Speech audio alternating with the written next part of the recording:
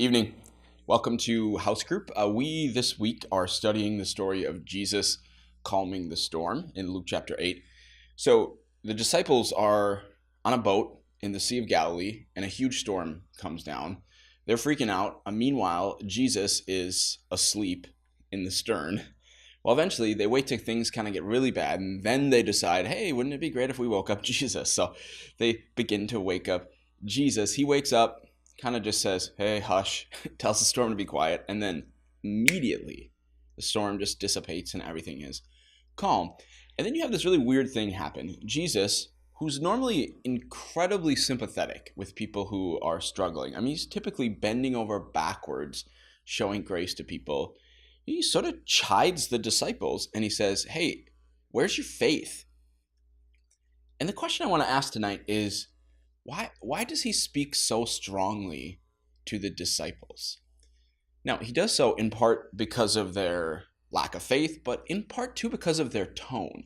So they say to him, Jesus, we're gonna drown. In the Gospel of Mark, we're told that they also said, don't you care if we drowned? See, they're not just asking God to move, Jesus to, it was kind of the same thing, right? To move, to stop the storm. In a sense, they're saying to him, we don't think what's happening in this storm to us really fits our understanding of who you are, right? Embedded in that is sort of, if you really loved us, you wouldn't let this storm happen to us. Right? Do you ever think that about God? And so we see Jesus, who's normally incredibly sympathetic with almost everyone, doesn't seem to actually have a lot of sympathy for the believer who says, Jesus, if I'm a Christian and you love me, then you shouldn't let this problem come into my life. And if you cared about me, you would fix this. And why not? Why doesn't Jesus respond with, oh, I know what you're saying. I hear what you're saying. I feel you. Why does he respond sort of strongly? Here's another way to think of it. Imagine you have a teenager. Maybe you do. And let's just say for the last 14 years, you've done just about everything for them, right? You raised them. You gave them a home to live in, clothes on their back, food. You taught them about Jesus. You forgave them when they screwed up, which was like every 6 minutes, right? You've just done everything for them. But one day, life isn't going just how they want it to. And they begin blaming you for it, right? And they say, if you really loved me, you wouldn't make me go through this difficult thing. Now, let me ask you a question. If your child says that to you, if you really loved me, you wouldn't make me go through this. Are you going to respond with sympathy? Like, oh, yeah, you're right. No, you're going to say, whoa, hey, whoa. Hold up, Missy, mister. You just hold on a second. You're going to say, if I really loved you, right? Do you not realize I changed all your diapers? Okay? Right? Who taught you how to ride a bike?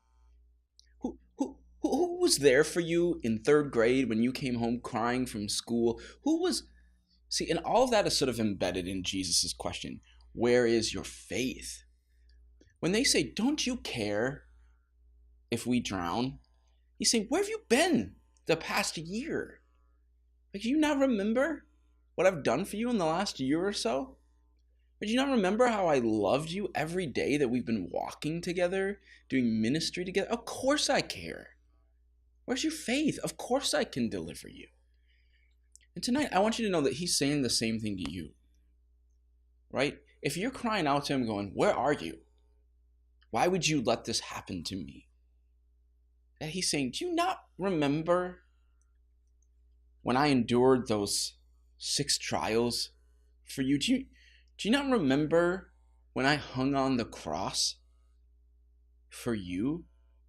I mean, don't I care? Do you not remember when they pounded the nails into my flesh? Do you not remember when I first saved you? Do you not remember when I moved in your life and you felt me and said you wanted to follow me? Where's your faith? See, don't let your emotions and your fear drown out what you know to be true. Activate your faith, bring it out again, use it. Because Jesus is saying to you tonight that he loves you. And he's going to be with you no matter what.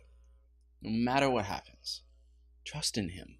You have reason to have faith in him. Trust in his plan. My prayer is that you just hear that word tonight and it just begins to sink deeper into your heart. Amen.